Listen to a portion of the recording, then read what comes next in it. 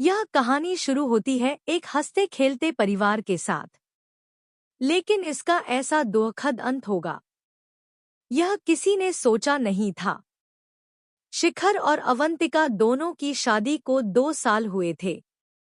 आज शिखर के छोटे भाई रौनक की शादी पक्की हो गई थी।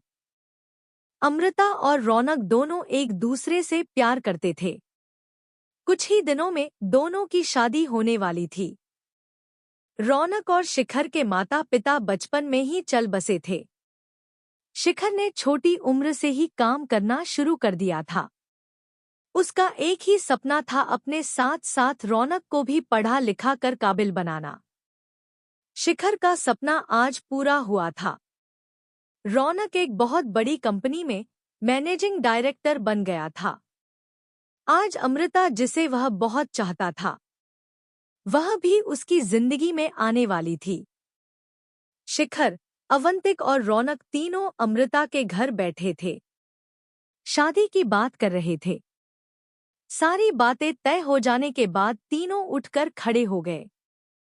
शिखर ने अमृता के पापा से कहा, अंकल आप शादी की तारीख निकलवा लीजिए, और हाँ, हम शादी बहुत ही सिंपल करना चाहते हैं, तो ज्यादा परेशान मत होना। शादी का सारा इंतजाम मैं देख लूंगा। अमृता के पापा जगवीर जी ने कहा, बेटा तुमसे बात करके तो मेरा मन ही हल्का हो गया। तुम चिंता मत करो, मैं सब कर लूंगा। शिखर ने अवंतिका की ओर इशारा किया। दोनों विदा लेकर चल दिए। बाहर आकर रौनक ने कहा, भैया आप भाभी को लेकर चलो, मैं थोड़ी देर में आता हूँ।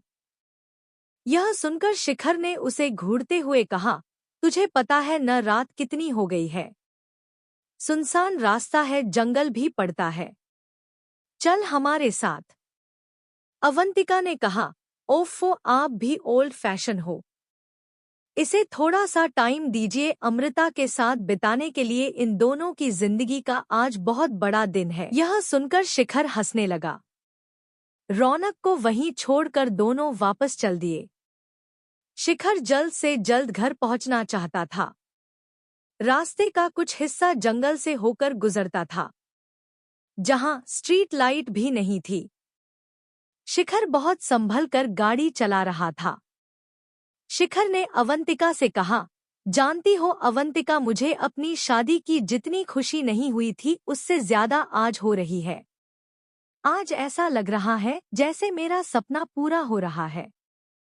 मैंने रौनक को अपने बेटे की तरह पाला है। उसकी शादी से बढ़कर खुशी मेरे लिए कुछ नहीं हो सकती। अवंतिका बोली, हाँ मैं समझ सकती हूँ। मेरे पापा ने जब मेरी शादी पक्की की थी तो वो भी कितना खुश थी। आज तुम वही खुशी महसूस कर रहे हो। तभी गाड़ी को तेज झटका लगा, जैसे गाड़ी किसी चीज से टकराई हो। शिखर और अवंतिका घबरा गए। शिखर ने फटाफट ब्रेक लगाए। अवंतिका की चीख निकल गई। शिखर ने कहा, पता नहीं, शायद कोई जंगली जानवर होगा। मैंने बातों के चक्कर में ध्यान से देखा नहीं। मैं उतर कर देखता हूँ। अवंतिका बहुत डर गई थी। उसने कहा, नहीं तुम नीचे मत उतरो, चलो यहाँ से फटाफट। शिखर भी घबरा गया था, लेकिन फिर भी उसने कहा, उतर कर तो देखना पड़ेगा, कहीं कुछ गाड़ी के नीचे न फंसा हो। गाड़ी को कितना नुकसान हुआ ये भी देखना पड़ेगा। वह अवंतिका से बात कर ही रहा था, तभी अवंतिका सामने शीशे में देखकर चीख पड़ी। उसे देखकर शिखर ने पीछे मुड़कर देखा। एक आदमी खून से लथपथ सड़क पर खड़ा था और अपने आप को घसीटता हुआ उनकी ओर आने की कोशिश कर रहा था। वह बुरी तरह जख्मी था। शिखर और अवंतिका बुरी तरह घबरा गए। शिखर उतरकर उसके पास जाना चाह रहा था, लेकिन अवंतिका ने चिल्लाते हुए कहा, भागो यहाँ से, तुमने एक आदमी को उड़ा दिया है। पुलिस केस हो जाएगा। घबराहट में शिखर ने गाड़ी भगा दी। फिर उसने सामने शीशे में देखा, वो आदमी गिर पड़ा था और हाथ जोड़कर मदद के लिए पुकार रहा था। शिखर घबराहट में गाड़ी भगाता हुआ बहुत दूर निकल गया। अवंतिका अब भी रो रही थी। शिखर ने कहा, हमें शायद उसकी मदद करनी चाहिए थी। उसे अस्पताल ले जाना चाहिए था। वह मर जाएगा।